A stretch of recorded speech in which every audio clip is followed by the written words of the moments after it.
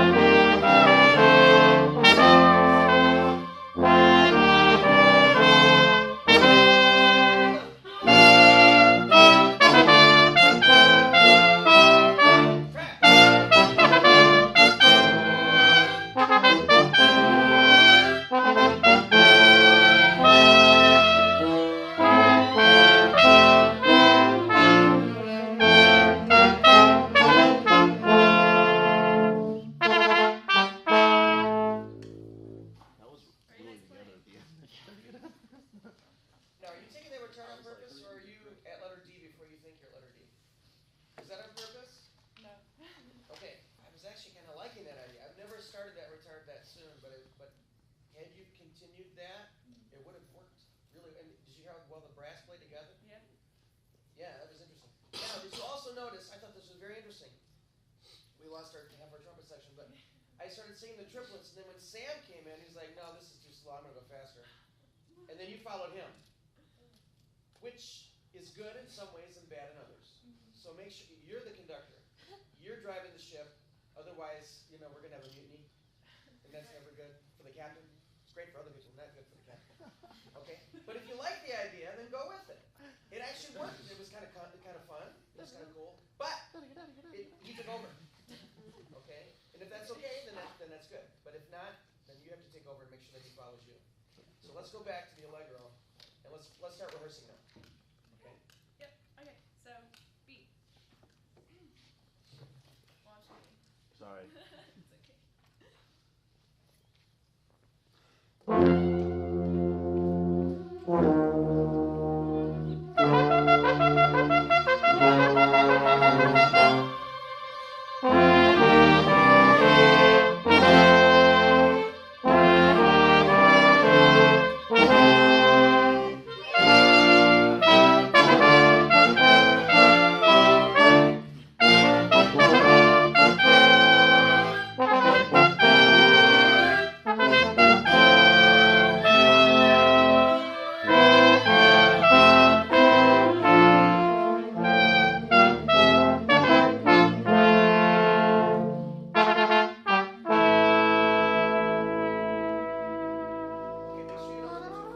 Make sure you know where the 2/4 measure is. That was a mistake.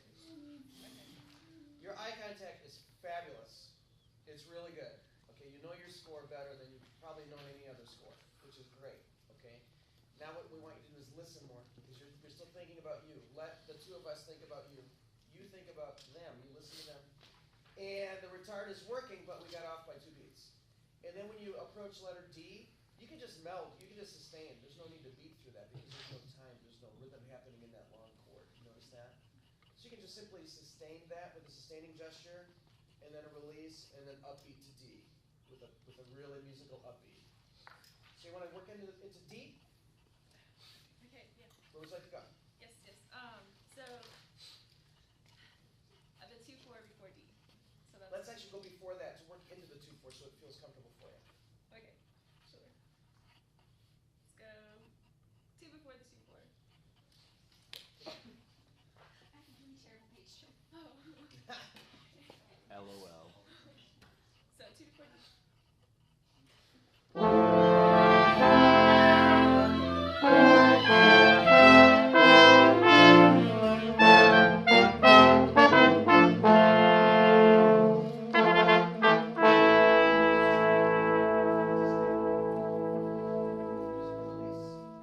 Energize the upbeat. Okay, so as you're sustaining, it wouldn't be great if the saxes and all the people that have the descending scale with crescendo in that last note, wouldn't that be fun? And so you're sustaining that last note, release, okay. So let's do that whole thing again, and let's try to let's make this more fun. Look how fun, isn't that fun? Would you like to play that on the horn? Sure. Okay, good. All right, so have more fun with that, leading to rah, right there. Okay, and then adjust your syncopation. Sa, da, da, da, da, da, and it'll be even better. Solar Here energy. we go. So same place.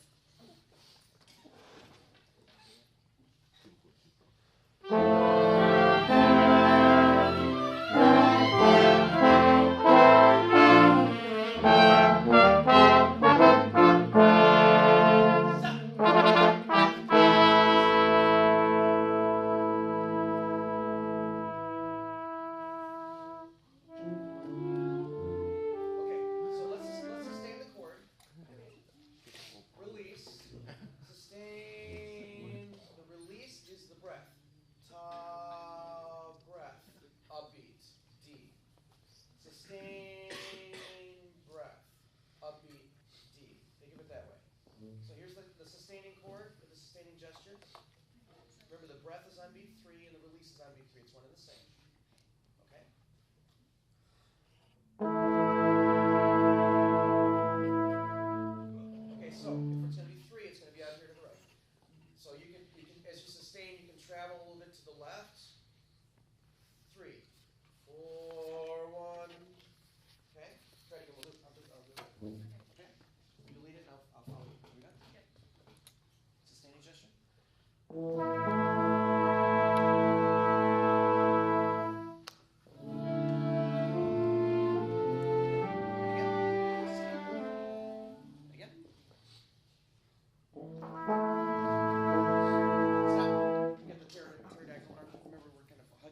beach ball, maybe not a big one, but some, something there. Okay, and again.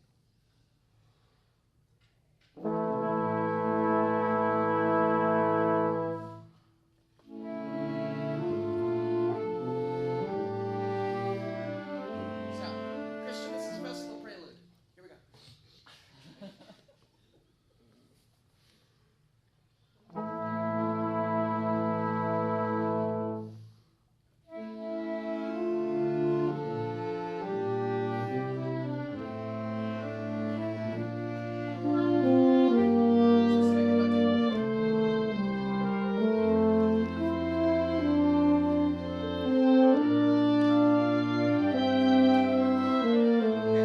So something that we're going to want to see from you. I mean, you've improved the time. You've shown us what meaningful change looks like.